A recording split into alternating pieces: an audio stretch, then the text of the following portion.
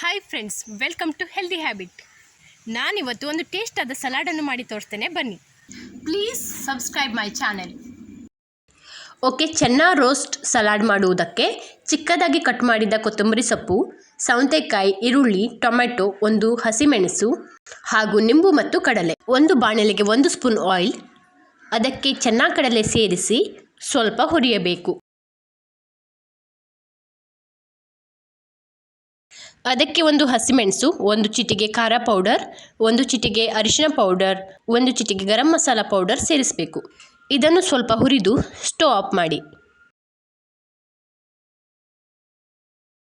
ಇನ್ನೊಂದು ಪಾತ್ರೆಯಲ್ಲಿ ಈರುಳ್ಳಿ, ಸೌತೆಕಾಯಿ, ಟೊಮೆಟೊ, ನಿಂಬು, ಕೊತ್ತಂಬರಿ ಸೊಪ್ಪು, ಆಗಲೇ ರೋಸ್ಟ್ ಮಾಡಿದಂಥ ಚೆನ್ನ ಕಡಲೆ, ರುಚಿಗೆ ತಕ್ಕಷ್ಟು ಉಪ್ಪು ಸೇರಿಸಿ ಚೆನ್ನಾಗಿ ಮಿಶ್ರಣ ಮಾಡಿ.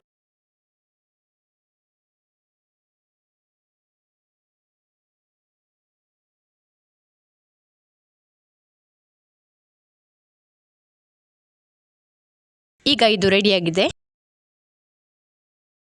ಫ್ರೆಂಡ್ಸ್, ರುಚಿಯಾದ ಈ ಸಲಾಡನ್ನು ಟೇಸ್ಟ್ ಮಾಡೋಣ, ಬನ್ನಿ.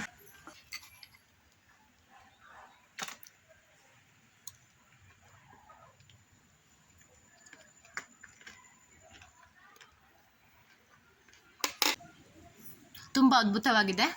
ಈ ಸೌತೆಕಾಯಿ, ಕಡಲೆ ಹಲವಾರು ರೋಗಗಳಿಗೆ ಉಪಯೋಗವಾಗಿದೆ. ವೆಜಿಟೇಬಲ್ಸ್ ಇಷ್ಟ ಆಗದೆ ಇರೋರು ಈ ರೀತಿ ರೆಸಿಪಿಗಳನ್ನೆಲ್ಲ ಮಾಡಿ ತಿನ್ನಬಹುದು. ಹಾಗೆ ನಮ್ಮ ಕಾಸ್ಟಲ್ ಅವ್ರು ಬಿಡಿ, ದಿನ ಫಿಶ್ ಇಲ್ಲದೆ ಊಟ ಮಾಡಲ್ಲ.